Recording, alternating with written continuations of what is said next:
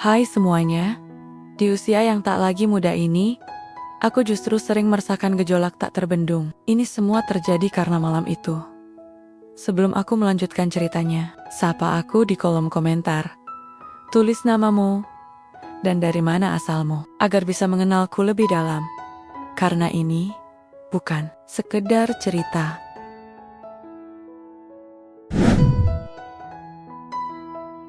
Namaku Fania, usia ke-46, janda hampir 10 tahun. Aku tidak mencari cinta, aku menjual properti.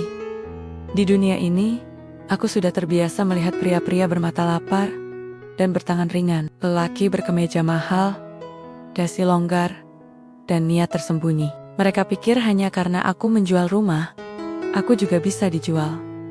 Tapi aku sudah tahu cara bermain di lapangan ini. Senyum secukupnya, bicara seperlunya. Sentuhan hanya pada pintu lemari dan dinding kamar mandi mewah. Hari itu aku datang lebih awal ke kantor pemasaran. Sabtu pagi, udara Jakarta belum terlalu sombong. Aku duduk di sofa pojok, mengecek data calon klien baruku. Arman Wibowo, usia 45, financial consultant, sudah membuat janji untuk lihat unit klaster premium yang baru launching 2 minggu lalu. Tidak banyak info, tapi katanya cash buyer, jenis pembeli favoritku cepat, tegas, tanpa drama. Pukul 9:10, ia datang. Langkah kakinya tenang, pasti. Tubuh tinggi, kulit sawo matang bersih, kemeja putih lengan panjang, digulung rapi di siku. Jam tangan logam yang tidak mencolok, tapi mahal. Rambut sedikit beruban di sisi pelipis. Dan matanya, Matanya bukan tipe mata yang menjelajahi tubuh perempuan dengan tergesa, tapi menatap dalam, penuh analisa. Seolah aku bukan wanita, tapi portofolio investasi yang sedang ia nilai kelayakannya. Bu Fania? Tanyanya. Suaranya berat dan jernih. Ya, Pak Arman. Senang bertemu langsung. Jawabku sambil berdiri. Menjulurkan tangan. Jabat tangannya hangat, tegas, tapi tidak mencoba mendominasi. Banyak pria yang mencoba menunjukkan kuasa lewat genggaman. Arman tidak, ia hanya ingin menyapa. Aku mulai menjelaskan unit yang akan kami kunjungi. Sedikit promosi halus tentang nilai investasi, lingkungan, akses tol, dan harga yang kemungkinan akan naik dalam 2 kuartal ke depan. Tapi Arman menghentikanku pelan. Bu Fania, maaf, saya tidak butuh di Selzen, saya sudah pelajari semua brosurnya, bahkan laporan harga properti kawasan ini dalam 5 tahun terakhir. Saya cuma butuh pendapat jujur. Ibu, apakah ini layak untuk saya tempati? Aku diam sejenak, lalu tersenyum. Ini menarik, jarang sekali aku bertemu pria yang datang bukan untuk menguji daganganku, tapi pikiranku. Kami berangkat ke lokasi bersama. Sepanjang perjalanan, obrolan kami mengalir lebih santai. Arman mulai bertanya, sudah berapa lama ibu di properti? 8 tahun. Sebelumnya di otomotif. Tapi itu dunia yang terlalu berisik dan properti lebih tenang. Properti membuatku bisa bermain di 2 dunia bisnis dan perasaan. Orang beli rumah bukan cuma karena harga, tapi karena harapan. Ia mengganggak, lalu bertanya, apa ibu percaya rumah bisa menyembuhkan seseorang? Aku menoleh cepat. Maksudnya, kadang, kehilangan terlalu banyak membuat orang butuh tempat baru. Bukan untuk mulai, tapi untuk istirahat. Saya butuh tempat yang begitu. Untuk pertama kalinya dalam sekian lama, aku tidak tahu harus jawab apa. Kalimat itu menusukku di tempat yang tidak bisa kujelaskan. Kami sampai di lokasi, tapi pikiranku belum kembali utuh. Hari itu aku tidak hanya bertemu klien baru, aku bertemu seseorang yang tahu cara mengetuk pintu yang sudah lama kukunci. Dan, parahnya, aku ingin pintu itu dibuka, walau sedikit saja. Kami duduk berhadapan di sebuah cafe kecil di pojok area marketing gallery. Arman memintaku mengaturkan pertemuan kedua, tapi bukan untuk survei rumah, katanya. Saya ingin ngobrol, bukan soal rumah, soal angka dan arah. Aku setuju. Meski sedikit bingung, calon pembeli biasanya ingin tahu fasilitas, cicilan, promo, tapi Arman berbeda. Ia bicara seperti seseorang yang tidak sekadar mencari rumah tapi sedang mengatur ulang hidupnya. Vania, katanya sambil menyentuh sisi cangkir kopinya. Menurutmu, kenapa orang kaya bisa bangkrut dalam 5 tahun setelah pensiun? Aku tersenyum kecil. Gaya hidup terlalu tinggi, itu salah satu. Tapi penyebab utamanya, mereka tak paham bagaimana uang bekerja saat tak lagi aktif mencari. Ia lalu melanjutkan. Kebanyakan orang hanya tahu cara menghasilkan uang, tapi lupa bagaimana mempertahankannya atau mengembangkannya tanpa harus terus bekerja. Dan itu yang sedang saya rancang sekarang. Aku menyimak. Pembicaraan ini terasa lebih pribadi daripada sekadar obrolan investasi. Dan properti bagian dari rencana itu, tanyaku. Ia mengangguk. Saya punya portofolio saham yang sehat. Obligasi, reksadana, tapi tidak ada yang sekuat properti untuk menjaga nilai saat pasar bergejolak, apalagi kalau strategis. Dan ada potensi sewa, passive income yang tidak ikut stres waktu saya tidur. Lalu kenapa klaster ini? Aku bertanya. Bukankah yield sewanya kecil? Ia tersenyum. Saya bukan mau sewakan, saya mau tinggal. Tapi dengan mindset investor, rumah ini harus punya nilai jual di atas 20% dalam 3 tahun. Lokasi berkembang, akses tol baru tahun depan, plus branding kawasan yang elit. Kamu tahu itu? Aku tersenyum, sedikit bangga. Jarang ada klien yang bisa menjelaskan analisa harga lebih baik dariku. Arman menatapku cukup lama, lalu berkata pelan, dan saya ingin kamu yang bantu urus semuanya. Bukan sekadar sales, tapi partner. Aku terdiam. Kata partner membuat jantungku berdenyut lebih kencang dari seharusnya. Kupilih fokus pada topik, menahan apa yang mulai bergerak di balik dada. Kalau kamu serius, kataku sambil membuka tablet dan menunjukkan data klaster sejenis di kawasan sekitar. Aku bisa bantu simulasi capital gain-nya. Tapi kita juga harus hitung bayar tersembunyi, PPAC final, BPACTB, notaris, bahkan pajak progresif kalau kamu beli lebih dari satu properti. Exactly, katanya sambil mencondongkan tubuh. Makanya saya butuh kamu. Bukan hanya karena kamu cantik. Ia berhenti, lalu menatap tajam. Tapi karena kamu tahu apa yang kamu kerjakan. Ada sesuatu dalam suaranya yang membuatku panas dingin. Aku biasa dipuji, bahkan sering digoda. Tapi kali ini rasanya berbeda. Kalimat itu bukan gombal, lebih seperti penilaian profesional yang diselipkan rasa pribadi. Jadi, lanjutnya, kalau saya percayakan satu unit ini ke kamu bisa bantu saya lebih dari sekadar transaksi. Aku meneguk pelan air putihku. Pandanganku tak lepas darinya. Kalau kamu siap jujur, terbuka, dan tidak mencampur adukan emosi dengan angka, ya, aku bisa bantu lebih jauh. Ia tersenyum. Terlambat, bisiknya. Kayaknya emosiku sudah keburu campur. Kami sama-sama tertawa. Tapi di balik senyum itu, ada getaran yang tak bisa aku tenangkan. Hubungan kerja ini mulai masuk ke wilayah yang tidak aku rencanakan. Dan entah kenapa, aku tak ingin menolaknya. Hujan datang terlalu cepat sore itu. Langit gelap menggantung seperti ancaman yang tak sabar jatuh. Kami baru saja selesai melihat unit show house. Arman tampak puas, tapi belum ingin pulang. Ia meminta melihat satu unit lain yang belum difurnish, katanya Ingen. Merasakan atmosfer ruangan kosong. Aku tertawa, tapi menuruti. Kami masuk ke salah satu unit kosong di ujung jalan yang baru selesai dibangun. Tidak ada listrik. Cahaya sore yang mendung menjadi satu-satunya penerang. Dindingnya putih bersih. Lantainya masih mengkilap. Dan udara di dalamnya lembab, berbau semen baru dan kayu basah. Saat aku hendak menunjuk layout dapur, hujan turun deras sekali. Dalam hitungan menit, jalanan depan berubah seperti sungai kecil. Mobil kami terparkir agak jauh. Tidak mungkin berlari keluar tanpa basah kuyup. Aku melihat jam, hampir pukul 5. Sepertinya kita harus tunggu sampai reda, kataku. Arman berdiri dekat jendela, tangannya bersedekap, memandang keluar. Kadang, keadaan memang sengaja memperlambat kita, supaya bisa bernapas. Aku menoleh. Bernapas? Iya, Kita terbiasa terlalu cepat, terlalu logis.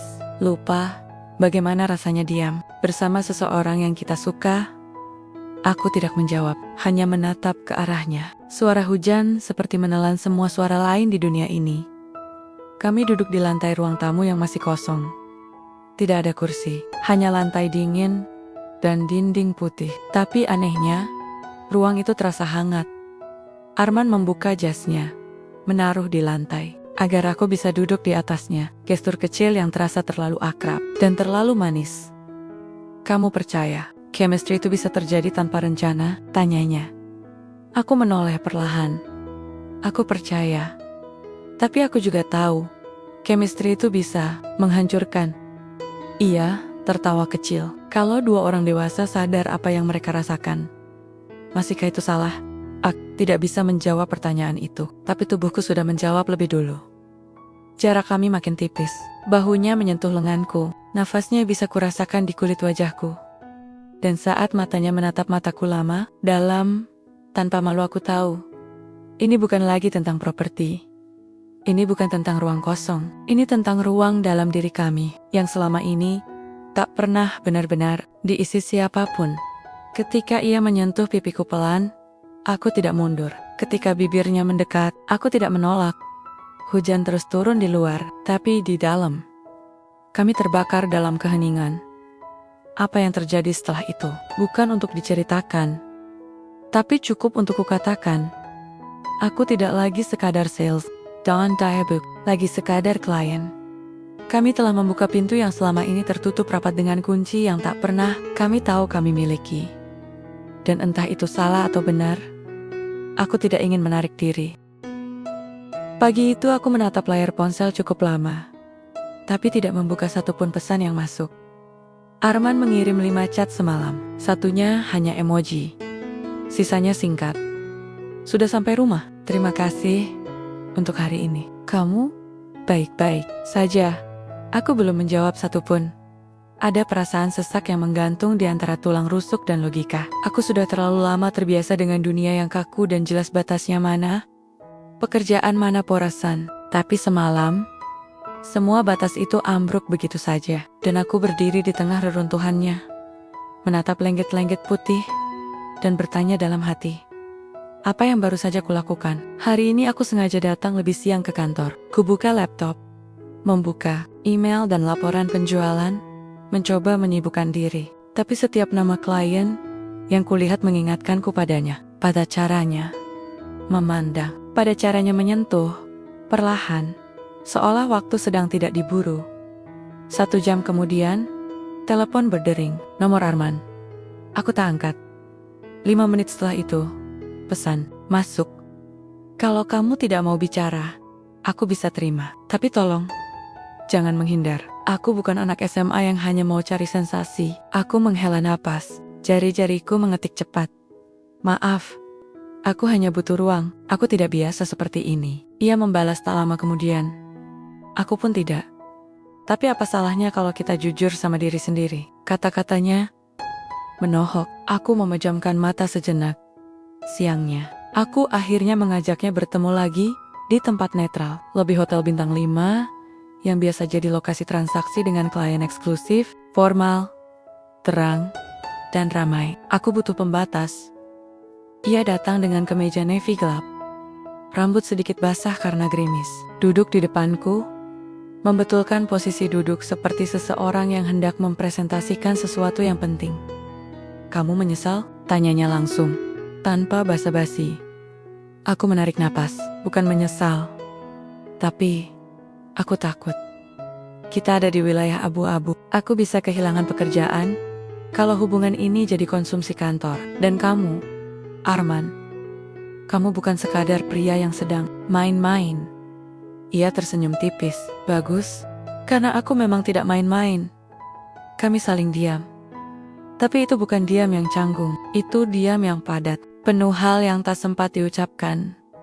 Arman menyandarkan punggung ke kursi. Aku tahu kamu wanita yang mandiri, profesional, dan sudah terlalu sering harus kuat sendirian. Tapi kalau kamu membiarkan aku masuk, Aku janji gak cuma sekadar lewat. Jantungku berdetak lebih cepat dari yang seharusnya. Tapi aku belum siap memberikan pintu sepenuhnya terbuka.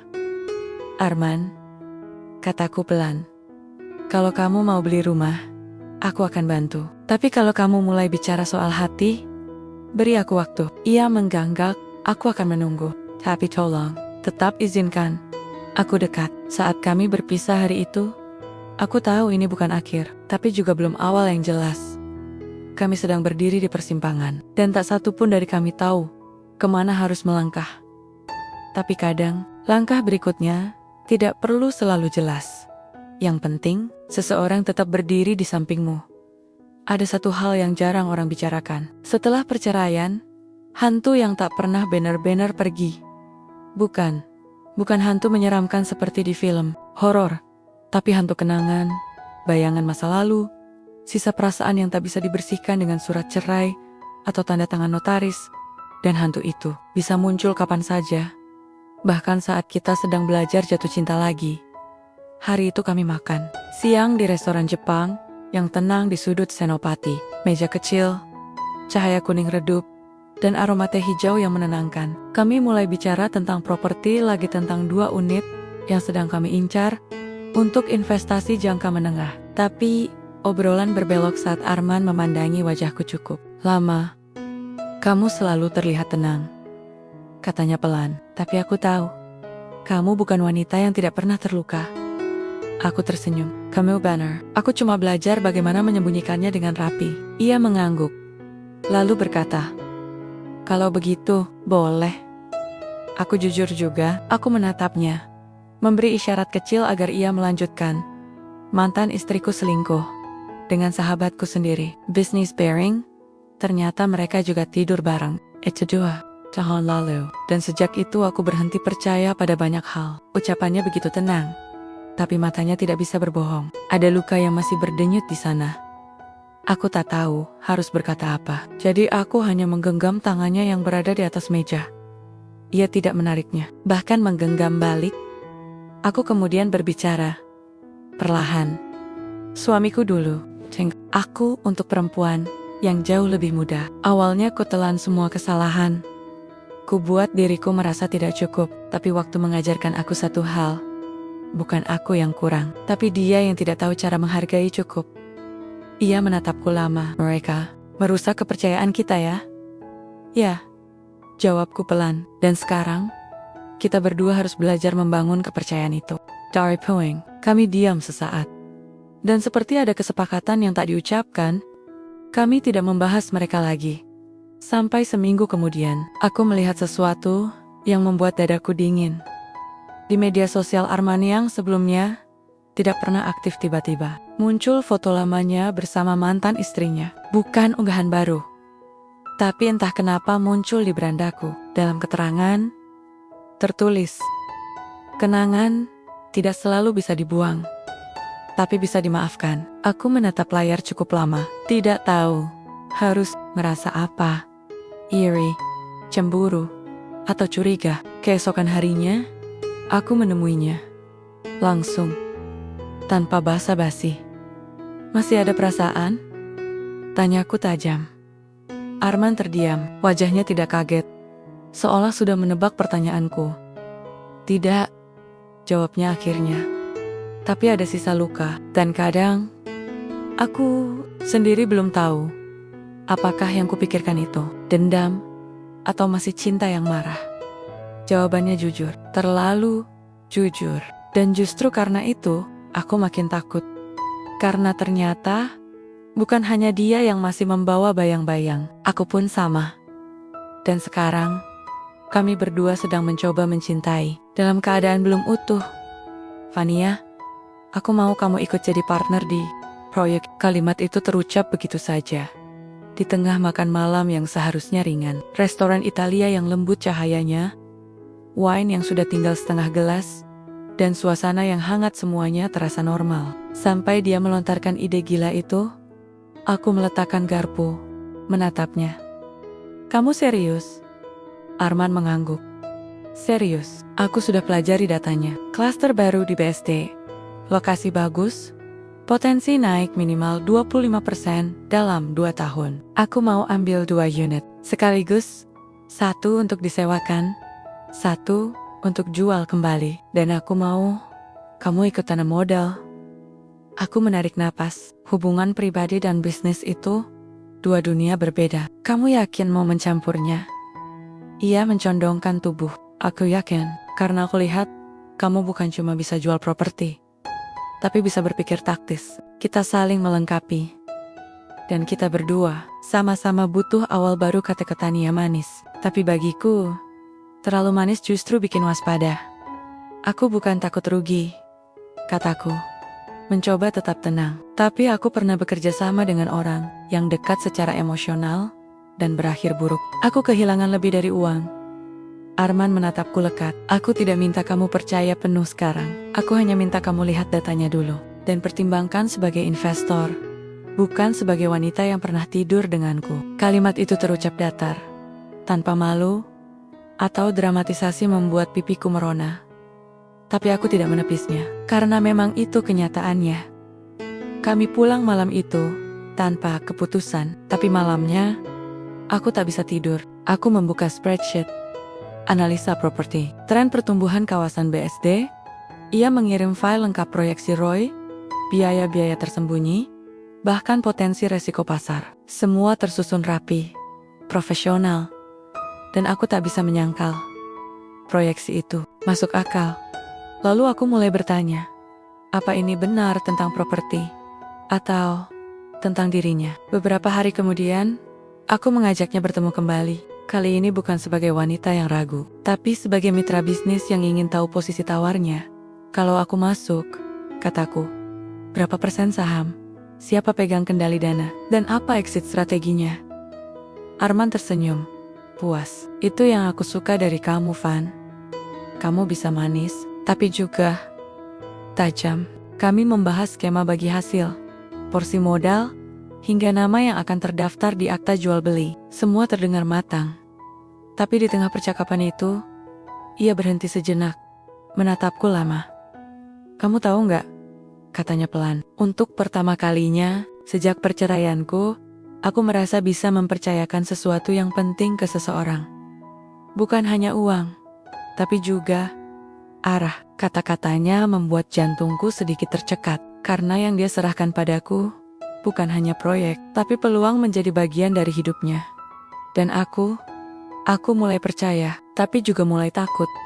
Karena saat bisnis dan perasaan mulai bersilangan, salah satu dari mereka harus siap terluka. Udara puncak sore itu dingin dan harum. Kabut tipis melayang di antara pepohonan pinus, menciptakan nuansa yang nyaris magis. Kami baru saja sampai di villa contoh yang akan dijadikan proyek investasi kedua. Lokasinya tersembunyi, tidak terlalu komersil, tapi justru punya nilai strategis jangka panjang. Cocok untuk pasar ekspatriat atau pasangan pensiunan yang ingin tenang di usia senja tapi sahur itu. Analisis pasar bukan yang paling mendominasi pikiranku. Kami sudah terlalu dekat untuk bisa berpura-pura profesional sepenuhnya. Perjalanan dari Jakarta yang memakan waktu hampir 3 jam terasa seperti ruang isolasi yang aneh, penuh percakapan ringan yang mengarah ke dalam, tentang hidup, tentang kesepian, tentang apa yang kami cari dan belum pernah benar-benar temukan. Tempat ini terlalu sepi, kataku sambil membuka jendela villa yang menghadap ke lembah.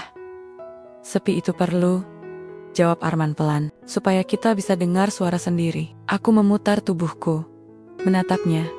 Ia berdiri hanya beberapa langkah dariku, menatapku lama, lalu tersenyum kecil. Senyum yang membuat bahuku melemah tanpa alasan.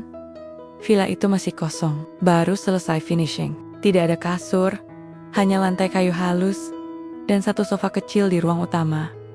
Tapi suasananya seperti memeluk. Angin masuk pelan lewat celah kaca, membuat rambutku sedikit berantakan. Arman mendekat. Aku suka tempat ini, katanya sambil menatap sekeliling. Tapi yang lebih aku suka adalah kamu mau datang bersamaku ke sini. Aku menelan ludah. Jarak kami tak lebih dari 1 langkah. Kalau tempat ini jadi milikmu, apa kamu akan tinggal di sini? Tanyaku. Ia menatapku, tidak menjawab. Langsung, tapi jemarinya menyentuh lenganku. Hangat dan pasti. Kalau kamu mau, aku bisa pertimbangkan. Itu bukan jawaban properti, itu janji yang samar tapi terasa dalam. Dan seperti sore yang berubah cepat menjadi malam, aku menyerah pada suasana itu, pada udara dingin dan tubuhnya yang hangat, pada pelukan yang datang tanpa apa-apa, pada ciuman yang tidak lagi bisa dibantah. Tak ada kasur, tapi kami menemukan cara. Tak ada musik, tapi suara nafas kami cukup jadi irama. Tak ada janji, hanya desakan diam yang jujur dan lepas. Apa yang terjadi malam itu bukan karena rindu atau birahi, tapi karena kelegaan bahwa untuk sekali ini kami tidak lagi sendirian. Aku tertidur di sofa sempit itu, dengan tubuhnya memelukku dari belakang. Nafasnya perlahan, berat, damai, dan untuk pertama kalinya setelah bertahan-tahan, aku tidur tanpa mimpi buruk. Di luar, kabut turun makin tebal, tapi di dalam villa itu, segalanya terasa jelas. Dan aku tahu, apapun yang akan terjadi selanjutnya, tidak akan semudah transaksi properti. Aroma kopi pagi di pantry kantor seharusnya menenangkan, tapi pagi itu terasa pahit sebelum disentuh lidah. Aku tahu sesuatu berubah ketika masuk ke ruang sales dan beberapa kolega menoleh cepat terlalu. Cepat lalu pura-pura sibuk dengan layar laptop masing-masing. Hanya Maria yang cukup berani mendekat dan membisik, "Bos mau ketemu kamu." Sekarang, aku mengangguk, mencoba tetap tenang. Padahal, perutku mulai mengencang seperti benang yang ditarik paksa. Di ruangannya yang dingin dan terlalu rapi, Pak Dimas atasan langsung menatapku sambil mengelus dagunya. Meja kayunya bersih. Hanya ada satu map tebal dengan kertas penjualan dan notifikasi klien. "Aku cuma ingin tahu," katanya, sambil membuka map itu. "Kenapa dalam 2 bulan terakhir, 5 transaksi properti premium masuk lewat kamu? Tahun 3. Di antaranya, atas nama klien yang sama." Aku diam. "Arman Wibowo," lanjutnya. "Klien VIP. Cash buyer. 2 unit di Jakarta, 1 di Bangkok. Dan sekarang, katanya kamu sedang bantu proses di BSD juga. Semua transaksi lewat kamu. Sedangkan tim lain tidak kebagian sama sekali." Nada suaranya tak keras, tapi tajam. "Ini bukan kecemburuan," katanya, seolah membaca pikiranku. "Ini tentang etika kerja. Dan, maaf, gosip sudah menyebar. Mereka bilang, kamu lebih dari sekadar sales bagi dia." Dadaku mengeras. "Saya profesional, Pak. Kalau kamu menjalin relasi pribadi dengan klien tanpa laporan ke manajemen, itu bisa dianggap konflik kepentingan." "Relasi pribadi?" ulangku, dengan suara pelan tapi menahan emosi. "Saya bantu dia karena dia klien aktif. Dan saya tahu bagaimana menangani portofolionya. Bukankah itu bagian dari pekerjaan saya?" Ia mengangguk pelan, tapi wajahnya tak lunak. "Aku cuma minta satu hal, Vania. Hati-hati. Kamu terlalu senior untuk jatuh karena hal seperti ini." Keluar dari ruangannya, aku menarik napas panjang. Dunia kantor yang selama ini aku kuasai mulai retak. Bukan karena pekerjaanku buruk, tapi karena hatiku terlibat terlalu dalam. Di meja, ponselku bergetar. Pesan dari Arman. "Sudah kubayarkan booking fee BSD. Kita tanda tangan pekan depan ya. Dan aku rindu kamu." Biasanya, pesan itu membuatku tersenyum. Tapi hari ini, hanya menambah tekanan. Aku balas singkat. "Oke, kita bicarakan nanti. Banyak hal yang harus aku bereskan dulu." Hari itu, aku bekerja seperti biasa. Tapi semuanya terasa tidak biasa. Setiap tatapan rekan kerja terasa seperti penghakiman. Setiap senyuman terasa penuh sindiran. Malamnya, aku duduk sendirian di balkon apartemen, gelas wine di tangan, pikiran berantakan. Aku mulai bertanya, apakah ini harga dari kedekatan yang tak bisa dijelaskan dengan laporan kerja? Apakah hatiku sedang bermain di medan yang salah? Dan, apakah Arman tahu betapa beratnya menjadi perempuan yang selalu harus membuktikan bahwa cintanya tidak mengurangi kapasitasnya? Aku menutup mata, menarik napas panjang. Untuk pertama kalinya, aku merasa hubunganku dengan Arman bukan sekadar urusan 2 orang dewasa, tapi juga tentang dunia yang menonton. menilai, dan siap menjatuhkan kapan saja. Aku tidak pernah menyukai diam. Diam selalu terasa seperti jeda sebelum seseorang pergi terlalu senyap untuk dianggap tenang. Terlalu lama untuk dibilang tidak disengaja, dan beberapa hari terakhir, Arman terlalu diam. Biasanya, pesan darinya datang pagi-pagi. Sederhana. Pagi Van, atau jangan lupa sarapan. Tapi sejak pertemuan terakhir kami membahas proyek BSD, ponselku hening. Hanya satu balasan, singkat saat aku bertanya tentang jadwal tanda tangan. Masih aku atur. Nanti kabari, itu 3 hari lalu. Hari pertama aku diamkan, hari kedua, mulai gelisah. Hari ketiga, aku merasa bodoh. Aku membuka kembali semua pesan kami, mencoba menemukan isyarat.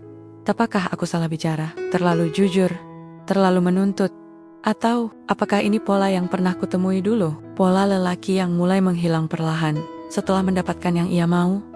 Di tengah kegalauan itu, aku duduk sendiri di kantor. Tak ada klien hari itu. Aku membuka email, lalu iseng mengecek sistem CRM perusahaan tempat semua data klien tersimpan. Arman Wibowo masih terdaftar aktif, tapi ada satu aktivitas yang membuat jantungku berhenti sejenak. Pertemuan pribadi diatur oleh pihak kantor pusat dengan divisi proyek baru.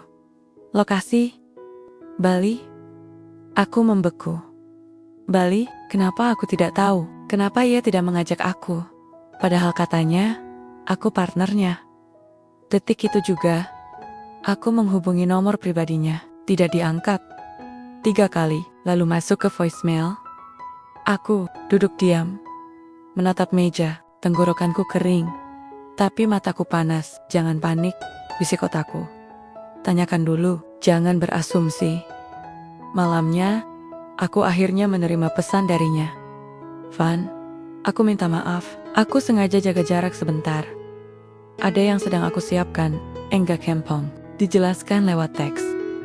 Tapi tolong, percaya padaku. Aku membaca pesan itu berulang-ulang. Percaya, itu kata yang terlalu mahal buat diminta secara instan. Tapi, aku juga tahu hubungan ini tidak bisa dibangun kalau aku selalu mendikte ritmenya sendiri. 5 hari kemudian, Arman muncul di hadapanku.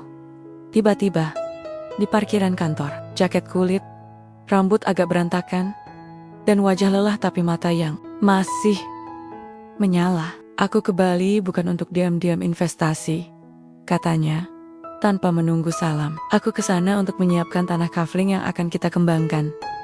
Bukan aku, tapi kita. Villa pertama yang banner-banner, atas nama kita berdua. Aku membeku. Aku tahu kamu merasa aku menghilang. Lanjutnya, dan kamu berhak marah. Tapi aku butuh waktu memastikan semuanya aman. Legalitasnya, pembiayaannya, bahkan potensi returnnya. Karena aku nggak mau bawa kamu ke proyek asal-asalan. Aku serius, Van. Dengan bisnis ini, dan dengan kamu, aku nyaris tak bisa bicara. Semua dugaanku tentang pengkhianatan, tentang ditinggalkan membuatku lupa bahwa kadang tidak semua keheningan berarti pergi. Kadang, seseorang hanya sedang berjuang dengan caranya sendiri. Aku menunduk, menahan emosi yang mengalir pelan. Lain kali, kabari.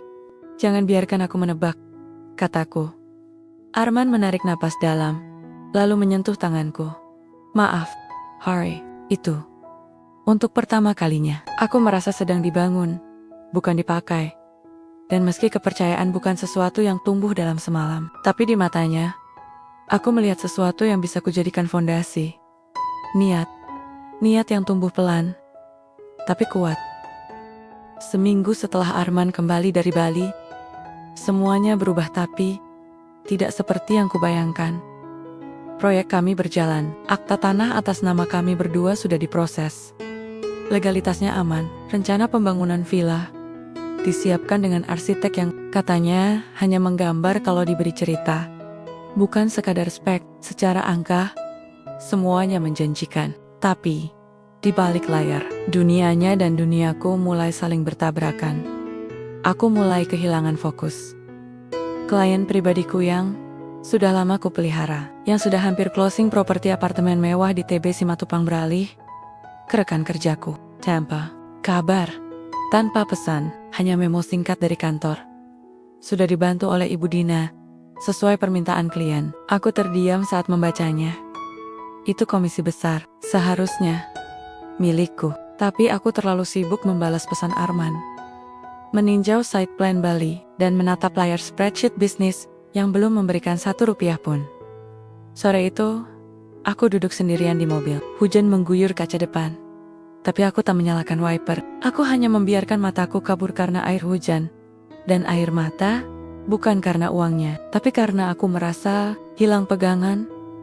Sejak kapan aku berubah dari seorang sales properti yang terkontrol dan tajam, menjadi perempuan yang menunggu validasi dari seorang pria? Sejak kapan aku membiarkan fokusku bergeser dari rencana jangka panjangku sendiri ke kehidupan yang belum tentu bisa kumiliki? Arman menelepon malam itu. Aku menjawab setelah dering ketiga. Aku lihat laporan minggu ini, katanya lembut. Ada klien yang lepas ya? Ya, jawabku singkat.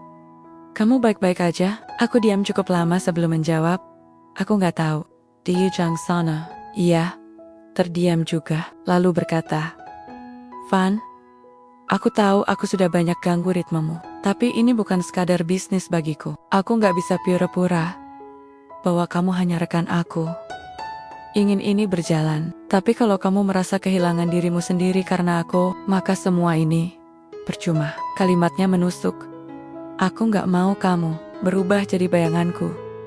Lanjutnya, aku mencintai kamu karena kamu adalah kamu. Tegas, rasional, berani. Jangan kehilangan itu. Air mataku jatuh lagi. Bukan karena sedih, tapi karena akhirnya ada seseorang yang melihatku. Bukan hanya sebagai pasangan, tapi sebagai individu yang ingin berdiri sendiri. Bukan bersandar terus-menerus.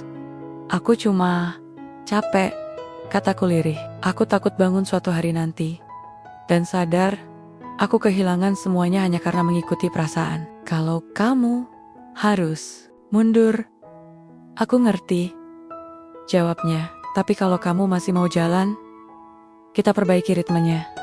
Kita tentukan batas supaya kamu tetap jadi kamu. Malam itu, aku mematikan telepon dengan perasaan kosong tapi ringan. Aku belum tahu apa yang harus kulakukan, tapi setidaknya aku tahu dia tidak datang untuk menguasai. Ia datang untuk berjalan beriringan. Dan mungkin cinta yang paling sehat bukan yang membuat kita terbang, tapi yang mengingatkan kita cara mendarat dengan selamat. Ada satu hal yang tak pernah benar-benar bisa diajarkan oleh pekerjaan atau usia. Cara mencintai tanpa takut kehilangan diri sendiri. Malam itu, aku tak lagi bisa menahan rindu, bukan rindu akan sentuhan, tapi akan kehadiran yang bisa kubagi tanpa harus menjelaskan segalanya. Aku mengirim pesan ke Arman. Singkat, lagi di mana? Tak sampai 2 menit, balasan datang. Di rumah, sendiri, dan tanpa berpikir panjang, aku langsung menyalakan mobil. Perjalanan menuju apartemennya terasa seperti perjalanan menuju cermin. Aku tak tahu apa yang akan kutemukan. Luka, jawaban, atau hanya keheningan yang menunggu untuk diberi makna. Begitu sampai, Arman membukakan pintu tanpa senyum, tanpa basa-basi, tapi matanya seolah berkata bahwa ia juga telah lelah menunggu. Aku masuk tanpa bicara. Ia menutup pintu, lalu berdiri mematung beberapa langkah dariku. Aku kira kamu gak mau ketemu lagi, katanya pelan. Aku kira kamu sudah cukup dengan proyekmu, balasku, tak lebih keras. Kami berdiri dalam jeda panjang, lalu aku berkata dengan suara yang nyaris retak. Aku kehilangan diriku beberapa waktu ini. Tapi aku sadar, aku juga kehilangan kamu di saat bersamaan. Dan itu jauh lebih menyakitkan. Arman melangkah pelan ke arahku, lalu berhenti tepat di depanku. Van, aku gak pernah niat menjauh. Aku cuma takut kamu terluka karena aku. Aku tahu kamu kuat, tapi kamu juga manusia. Aku lihat kamu goyah, dan aku benci, karena aku yang jadi sebabnya. Aku menggeleng. Kita berdua penyebab dan korban sekaligus, Arman. Karena kita mulai ini bukan sebagai 2 orang yang kosong, tapi 2 orang yang penuh luka. Seketika, ia memelukku. Pelan, ragu-ragu, tapi nyata. Dan dalam pelukan itu, aku menangis bukan karena sedih, tapi karena akhirnya aku merasa boleh rapuh. Tidak harus jadi Vania yang selalu kuat. Tidak harus jadi janda mandiri yang tak boleh terlihat butuh siapapun. Kami duduk berdua di sofa, tanpa lampu terang. Hanya cahaya malam yang masuk dari jendela, menyinari ruang tamu yang tenang. Tidak ada musik, tidak ada rencana investasi.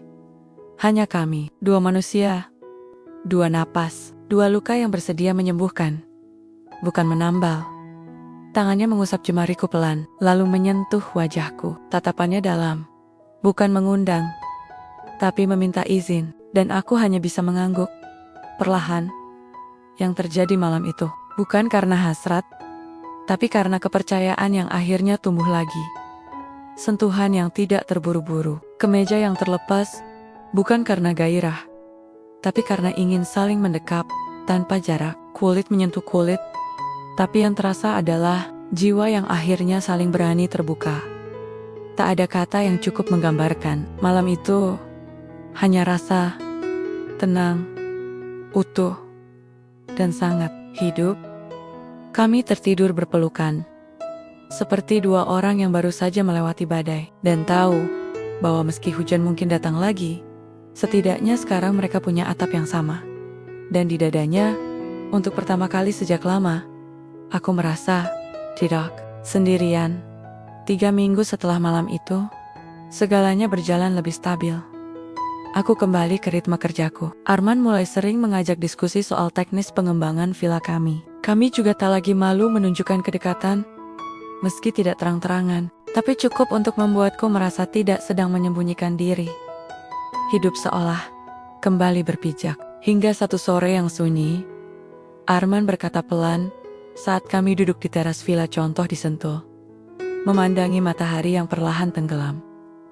Van, aku dapat tawaran kerja dari Singapura. Aku memalingkan wajah dari matahari, menatapnya. Tangke, berhenti sejenak.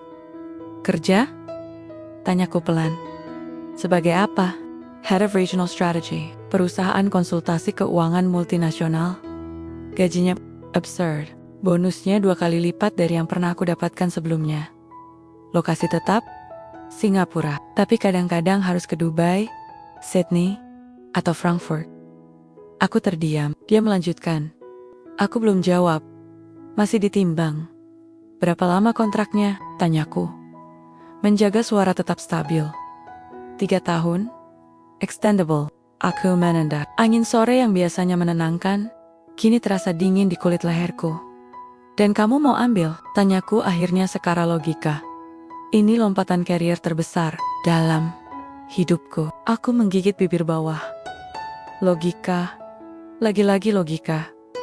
Ia menatapku dalam. Tapi kalau itu, berarti aku kehilangan kamu.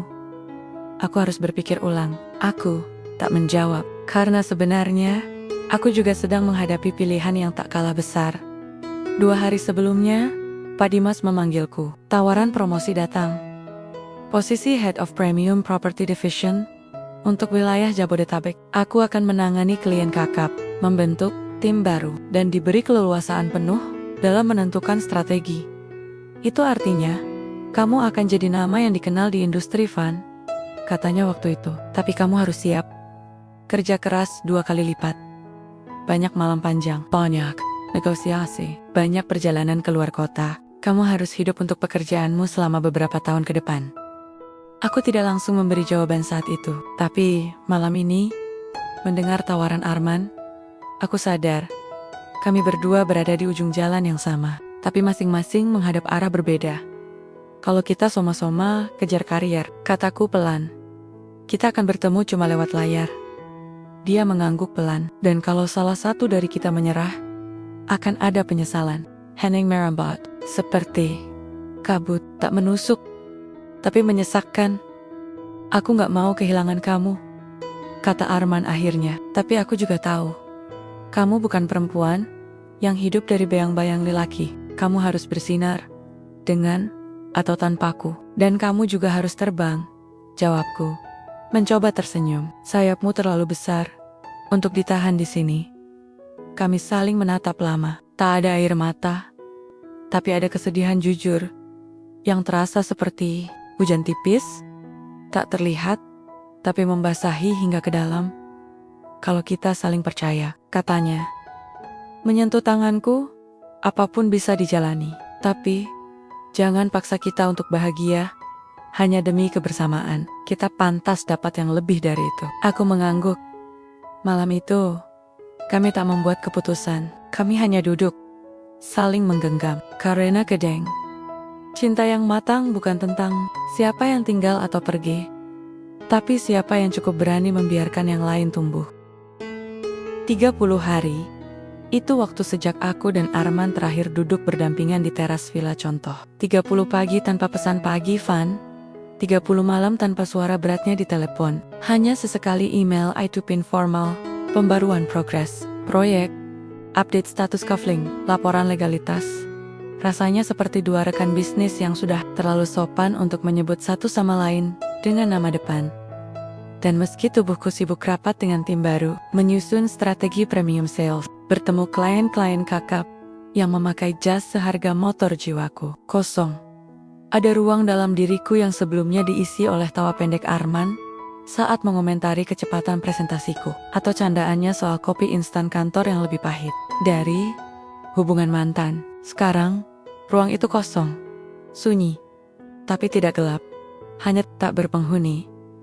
Aku tak pernah mengira, cinta yang paling menyiksa bukan yang ditolak, tapi yang menggantung di tengah. Tidak pergi, tapi juga tidak tinggal. Dan aku benci berada di titik itu, tapi yang lebih kutakutkan adalah menjadi seseorang yang menahan orang lain demi kebutuhanku sendiri. Malam itu, saat semua lampu kantor sudah padam, aku duduk sendiri di ruang meeting, membuka folder proyek Bali, melihat gambar villa yang sudah kami rancang. Satu di antaranya diberi nama Unit Arman Vania. Namaku di sebelah namanya, dalam arsitektur, dalam desain, tapi di kenyataan, kami sudah seperti dua garis yang berjalan sejajar, tanpa pernah lagi saling bersinggungan. Ponselku berbunyi, nomor Singapura, jantungku langsung memukul dada. Van, suaranya terdengar berat, tapi lembut. Kamu sibuk, baru selesai meeting. Halo, aku kirim tiket. Kamu mau datang? Aku diam, kaget, bingung. Luka yang nyaris kering langsung kembali terasa. Untuk apa? Aku mau lihat kamu, tapi aku tahu, kamu gak akan datang hanya karena rindu. Jadi, aku mau ajak kamu lihat sesuatu. Unit penthouse di tepi Marina Bay, yang bisa kita pertimbangkan kalau kita mutusin untuk tetap jalan, meski jarak jauh. Aku tertawa kecil. Pahit, Arman. Kamu pikir apartemen bisa jadi jawaban? Enggak. Tapi niat bisa. Aku tahu kamu gak butuh janji. Tapi aku butuh kamu tahu, aku gak lari. Aku cuma sedang bangun cara baru buat cinta ini tetap hidup. Aku terdiam. Beri aku waktu, kataku pelan. Waktu berapa lama? Cukup lama. Sampai aku tahu, aku mencintai kamu, bukan karena kehilangan. Ia terdiam sebentar lalu menjawab. Kalau kamu tahu aku juga mencintai kamu bukan karena butuh dimiliki. Kamu boleh tinggal atau pergi, Van. Tapi kamu tetap rumah, buatku, dan telepon itu ditutup dengan tenang. Malam itu, untuk pertama kalinya, aku tidak menangis, tidak juga tersenyum. Aku hanya duduk di meja kerja, memandangi peta lokasi proyek, catatan keuangan, dan satu gambar arsitektur villa yang masih belum selesai diberi nama. Karena aku tahu, akhir kisah kami belum ditulis. Mungkin besok, mungkin tahun depan, mungkin tidak pernah. Tapi cinta ini belum selesai. Dan itu cukup. Aku tak tahu, harus tertawa atau menelan ludah ketika melihat namanya tercetak tepat di bawah namaku dalam rundown. Acara Keynote Session Bridging Real Estate and Smart Capital Planning Moderator Vania Putri, Panelis Arman Suryatama. CFA. Aku duduk diam beberapa saat, menatap kertas itu. Jari-jariku memegang amplop undangan yang sedikit bergetar. Rasanya seperti takdir sedang bercanda. Kami akan satu panggung. Setelah 3 bulan, hanya berbicara lewat email kaku dan laporan progres. Setelah melam-melam penuh pertanyaan yang kutelan sendiri. Aku menarik napas dalam, menatap pantulan wajahku di kaca lift ballroom Shangri-La. Tenang, Van. Kamu bukan gadis 20 tahun yang terbata saat ketemu gebetan, gumamku. Lebih sebagai mantra penenang daripada keyakinan sejati. Panggung, itu elegan, klasik. Panel diskusi dengan kursi abu-abu dan backdrop minimalis.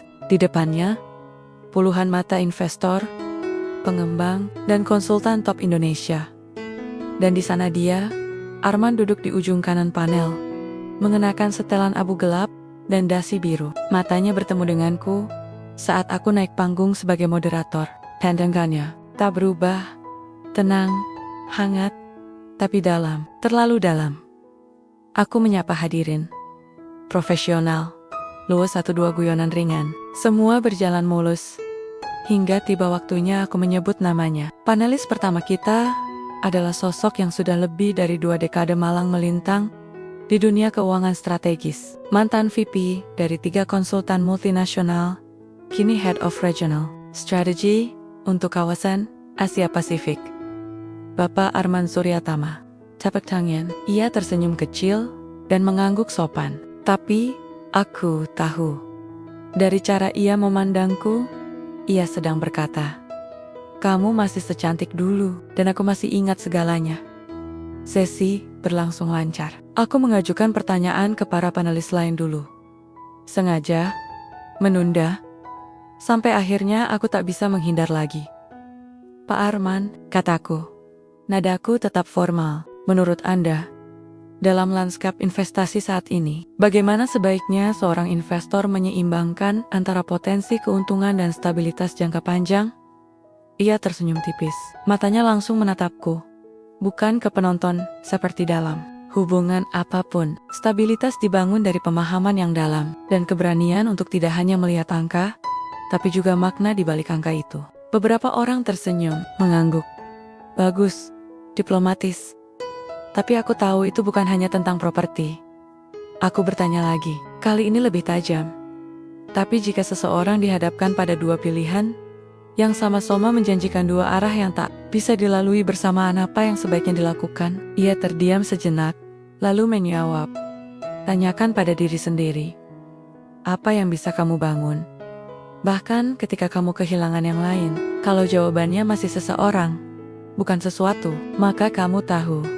Kamu tidak sedang bicara tentang strategi. Kamu sedang bicara tentang hati." Suara tepuk tangan kembali terdengar, tapi aku tak mendengar apa-apa lagi.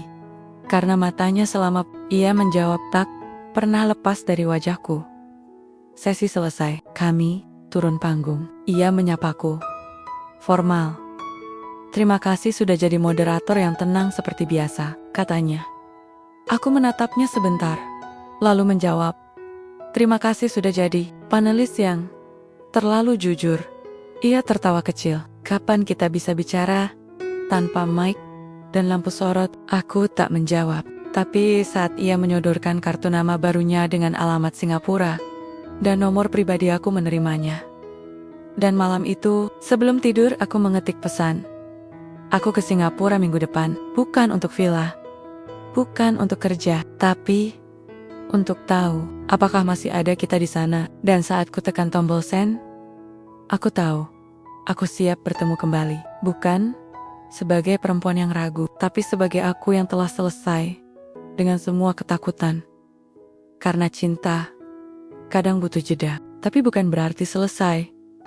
Singapura terasa seperti kota yang tak pernah benar-benar tidur. Terlalu tertib untuk dianggap hidup, tapi terlalu padat emosi untuk dibilang dingin. Aku tiba pagi itu dengan koper kecil dan hati yang lebih ringan dari biasanya. Tak membawa ekspektasi, hanya ingin tahu, apakah cinta yang kami semai masih punya tanah untuk tumbuh.